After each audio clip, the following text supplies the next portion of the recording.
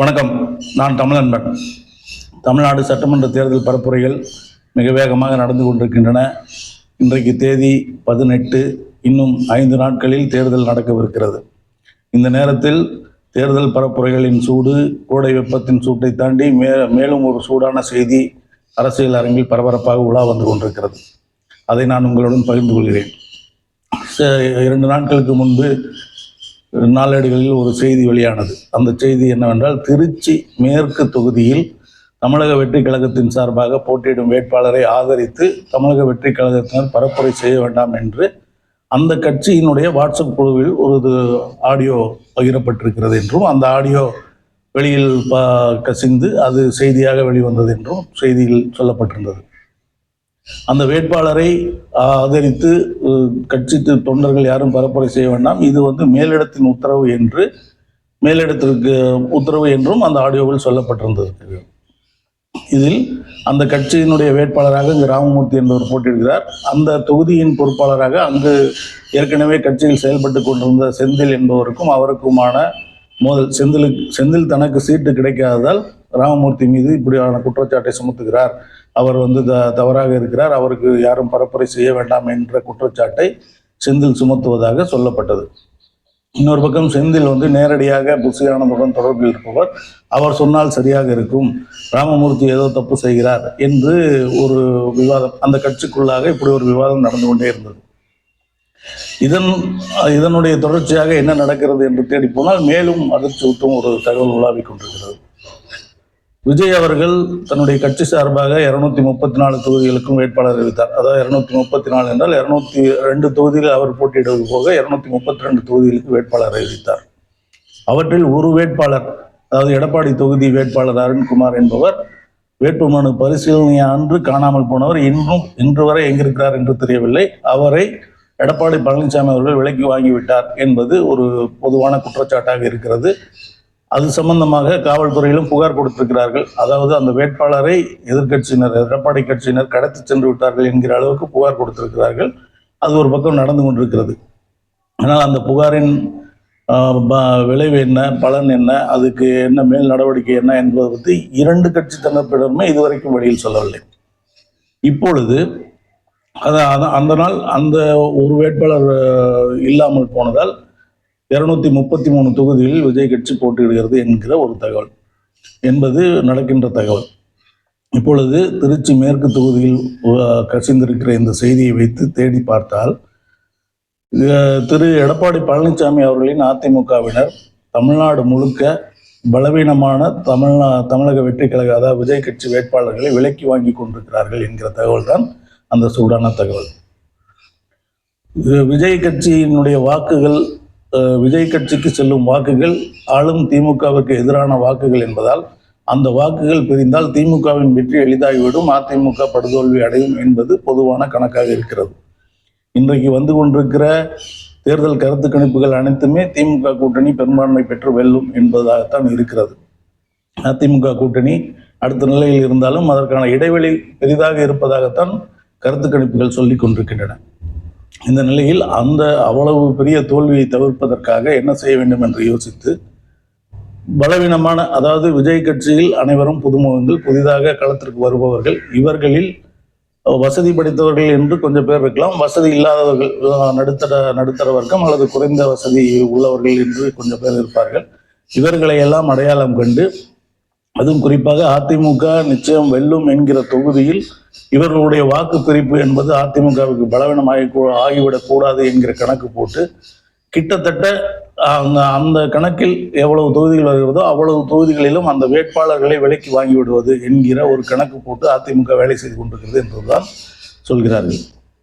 அப்படி எவ்வளவு தொகுதிகள் விலைக்கு வாங்க முடியும் என்று கேட்டால் சுமார் 50 - 60 தொகுதிகள் வரை விஜய் கட்சியின் வேட்பாளர்களை இனங்கண்டு விட்டார்கள். அவர்களை இவர்கள் விலைக்கு வாங்கிவிட்டார்கள் என்றும் சொல்லப்படுகிறது, வாங்க போகிறார்கள் என்றும் சொல்கிறார்கள். இப்படி அவர்களை விலைக்கு வாங்கிவிட்டால் அவர்களுடைய வாக்கு பிரிப்பு என்பது குறைந்து அதிமுகவுக்கு நிச்சய வெற்றியை கொடுக்கும் என்பது அதிமுகவின் கணக்காக இருக்கிறது. அதாவது தேர்தல் அறிவித்து வேட்புமனு தாக்கல் செய்து வேட்பாளர்கள் அறிவித்து பரப்புரைக்கும் சென்ற பிறகு விஜய் கட்சியினர் வாபஸ் வாங்கினால் என்ன, வாங்காவிட்டால் என்ன, எப்படி இருந்தாலும் அந்த கட்சிக்கு விழுகிற ஓட்டு விழத்தானே செய்யும் என்பது ஒரு பொதுவான அரசியல் பார்வையாக இருக்கிறது. ஆனால் விஜய் கட்சிக்கு, விஜய் முகத்துக்கு விழுகிற வாக்கு என்பது ஒன்று. எல்லா தொகுதிகளிலும் விஜய்க்காக, அந்த தொகுதி வேட்பாளர் யார் என்று பார்க்காமல் விஜய்க்காக ஓட்டு போடுகிறவர்கள் என்பது ஒரு குறிப்பிட்ட விழுக்காடு கண்டிப்பாக இருப்பார்கள். அதாவது தமிழ்நாடு முழுக்க திமுக அதிமுக இரண்டுக்கும் மாற்றாக ஒரு சக்தி வர வேண்டும் என்று நினைக்கிற பொதுவான மனிதர்கள் இந்த முறை விஜய்க்கு ஓட்டு போடுவார்கள் என்று ஒரு கருத்து சொல்லப்படுகிறது. அதே போல் புதிய வாக்காளர்கள் சுமார் 12 லட்சம் பேர் இருக்கிறார்கள். அவர்கள் விஜய்க்கு வாக்கு செலுத்துவார்கள் என்பதும் ஒரு கணக்காக, ஒரு பார்வையாக இருக்கிறது. இவற்றில் இது விஜய் முகத்துக்காக விழுகிற வாக்குகள் என்றாலும் ஒவ்வொரு தொகுதியிலும் அந்த தொகுதி வேட்பாளரை பொறுத்து வாக்குகள் மாறும், அவர்களுக்கு கொஞ்சம் கூடுதலாக கிடைக்கக்கூடும் என்பது ஒரு இயல்பான கணக்கு. அந்த தொகுதியில் அவர் ஏற்கனவே புகழ் பெற்றிருந்தால், மக்கள் சேவையில் இருந்திருந்தால், அவருக்கு வசதி வாய்ப்பு இருந்து பணம் கொடுத்திருந்தால் இது அது ஓட்டு விழுக்காடுகள் மாறும். விஜய் கட்சியினர், அதாவது திமுக அதிமுகவினர் மட்டும்தான் வாக்காளர்களுக்கு பணம் கொடுக்கிறார்கள், பரப்புரைக்கு கூட்டம் சேர்ப்பதற்கு பணம் கொடுக்கிறார்கள் என்பது முழு உண்மை இல்லை. விஜய் கட்சியினரும் செல்வாக்காக உள்ள தொகுதிகளில், அதாவது விஜய் கட்சியில் வேட்பாளர்களாக இருப்பவர்கள் ஏற்கனவே பல கட்சிகளில் இருந்தவர்கள், அந்த அனுபவத்தில் அங்கு விரட்டி அடிக்கப்பட்டதால் அரசியல் அனாதைகளுக்கான புகலிடமாக விஜய் கட்சி இப்பொழுது இருக்கிறது. அவர்கள் எல்லாம் அந்த கட்சியில் இருந்தபோது என்ன செய்தார்களோ அதே வேலையை தான் இங்கும் செய்து கொண்டிருக்கிறார்கள். நான் இருக்கும் ஒரு தொகுதியில் நேற்று விஜய் கட்சியினுடைய வேட்பாளர் பரப்புரைக்கு வருகிறார். வீடு வீடாக கூட்டம் நடக்கும் இடத்திற்கு வாருங்கள், தலைக்கு 200 தவிர 300 தவிரம் என்று ஆட்களை கூட்டிக் கொண்டு போகிறார்கள். அவர்களும் பணம் கொடுத்து கூட்டம் சேர்க்கிறார்கள். அதாவது விஜய்க்கு கூடுகிற கூட்டம் என்பது ஒரு நடிகரை பார்ப்பதற்கான கூட்டமாக இருக்கிறது. ஆனால் விஜய் கட்சியினுடைய வேட்பாளர்கள் களத்தில் இருக்கும்போது அவர்களுக்கு கூட்டமே சேருவதில்லை என்பதுதான் யதார்த்தமாக இருக்கிறது. ஆனால் எனக்கு இவ்வளவு செல்வாக்கு இருக்கிறது என்று சொல்லி சீட்டு வாங்கியவர்கள் அதை மெய்ப்பிப்பதற்காக செலவு செய்து ஆட்களை கூட்டி அதை புகைப்படமாகவும் வீடியோவாகவும் எடுத்து தலைமைக்கு காட்டி கொண்டிருக்கிறார்கள் என்பது ஒரு தகவல். அது நேரடி சாட்சியாக நானும் இருக்கிறேன். என் கண் முன்னால் நேற்று இப்படி ஒரு நிகழ்வு நடந்தது. இப்படி ஒரு ஆட்களை பணம் கொடுத்து வேலை செய்வதை, அந்த விலைக்கு வாங்கப்படும் ஒரு வேட்பாளர் விலை போய்விட்டார் என்று வைத்துக் கொள்ளுங்கள். அதாவது அந்த முதலில் தொடங்கிய அல்லவா திருச்சி மேற்கு தொகுதி, அந்த வேட்பாளரை அதிமுக விலைக்கு வாங்கிவிட்டது என்பதால் தான் விஜய் இதனுடைய தலைமையில், விஜய் கட்சியின் தலைமையிலிருந்து அவருக்கு ஒத்துழைப்பு கொடுக்க வேண்டாம் என்ற தகவல் வந்திருப்பதாக அந்த செந்தில் என்பவர் சொல்லியிருக்கிறார். அந்த தகவலை வெளியிடாமல் அவர்கள் வெறுமனே அவர் செய்வது சரியல்ல என்பது மட்டும் சொல்லியிருக்கிறார்கள். இதுபோல் அந்த திருச்சி மேற்கு வேட்பாளரை போல தமிழ்நாடு முழுக்க கிட்டத்தட்ட 50-60 தொகுதி வரைக்கும் அதிமுகவினர் விலைக்கு வாங்கிவிட்டார்கள் என்பதுதான் இப்போதைய பரபரப்பு தகவல். இவர்கள் விலைக்கு வாங்கியதால் அவர்களுடைய செயல்பாட்டை முழுவதுமாக நிறுத்திக் கொள்வார்கள். நிறுத்தி கொண்டு தேர்தல் நேரத்திலும் ஒரு அதில் கவனம் இல்லாமல் இருப்பார்கள். அதாவது வாக்குப்பதிவில் தீவிர கவனம் செலுத்த மாட்டார்கள். அப்படியே அவர்களுக்கான முகவர்கள் வாக்குப்பதிவு மையங்களில் இருப்பவர்களும் அதிமுகவினர் மாற்றி ஓட்டு போட்டாலோ கள்ள ஓட்டு போட்டாலோ இவர்களுடைய ஓட்டை அவர்கள் போட்டுக்கொண்டாலோ அது மாதிரியான விஷயங்களை அவர் கண்டுகொள்ள மாட்டார்கள். இந்த உடன்பாடு எட்டப்பட்டு விட்டால் இதில் கிட்டத்தட்ட, அதாவது முழுமையான விஜய் கட்சிக்கு விஜய்க்காக விழுகிற வாக்குகள் முழுமையாக அதிமுகவுக்கு மாறிவிடும் என்று இல்லை, ஒரு குறிப்பிட்ட விழுக்காடு வாக்குகள் கண்டிப்பாக மாறும் என்பதுதான் அவருடைய கணக்கு. அந்த கணக்கை போட்டு கிட்டத்தட்ட 50-60 தொகுதிகள் வரைக்கும் தங்களுடைய விஜய் கட்சியினுடைய வேட்பாளர்களை அதிமுக விலைக்கு வாங்கிவிட்டது, இதற்காக பல கோடி செலவு செய்யப்பட்டுள்ளது என்றும், இதற்காக ஒருவரை நியமித்து அவர் அந்த வேலையை தீவிரமாக செய்து கொண்டிருக்கிறார் என்றும் தகவல்கள் உலாவிக் கொண்டிருக்கின்றன. இந்த தகவல் நாம் திருச்சி மேற்கு தொகுதியிலிருந்து விசாரிக்க புறப்பட்ட போது நமக்கு கிடைத்த தகவல்கள். இந்த தகவல் உண்மையா இல்லையா என்பது திருச்சி கிழக்குக்கு பரப்புரைக்கு செல்கிற விஜய் அவர்கள் திருச்சி மேற்கு தொகுதி வேட்பாளரை பற்றி பேசுகிறாரா இல்லையா என்பதை நாம் கவனித்தால் அதனுடைய உண்மை தன்மையை நாம் புரிந்து கொள்ள முடியும். தேர்தல் நேரத்தில் இது போன்ற ஒரு தடுமாற்றங்கள் நடப்பது மிக இயல்பு. எல்லா கட்சியிலும் இது நடக்கும். குறிப்பாக பணம் கொடுத்து ஒரு சீட்டு வாங்குபவர்களோ, பணத்துக்காக கட்சிக்கு வந்தவர்களோ, பணம் சம்பாதிக்க வேண்டும் என்ற அரசியலுக்கு வந்தவர்கள் நிச்சயமாக எங்கு பணம் கிடைக்கிறதோ அங்கு போய்விடுவார்கள். இதனால் தான் நாம் திரும்ப திரும்ப சொல்கிறோம், அரசியல் என்பது வெறும் பணம் சம்பாதிக்கும் இடம் கிடையாது. இது ஒரு கொள்கை சார்ந்து மக்கள் சேவை செய்யக்கூடிய இடம். அந்த இடத்தில் விஜய் கட்சி மிகவும் பலவீனமாக இருக்கிறது. ஜீரோவில் கூட இல்லை, மைனஸில் இருக்கிறது என்றை திரும்ப சொல்கிறோம். ஒரு கொள்கையின் அடிப்படையில் ஒரு கட்சி இருந்தால் அந்த கட்சியினுடைய வேட்பாளரை யாராலும் விலைக்கு வாங்க முடியாது. இதற்கு முன்பும் பல நிகழ்வுகள், பல முயற்சிகள் இது போன்று நடந்திருக்கின்றன.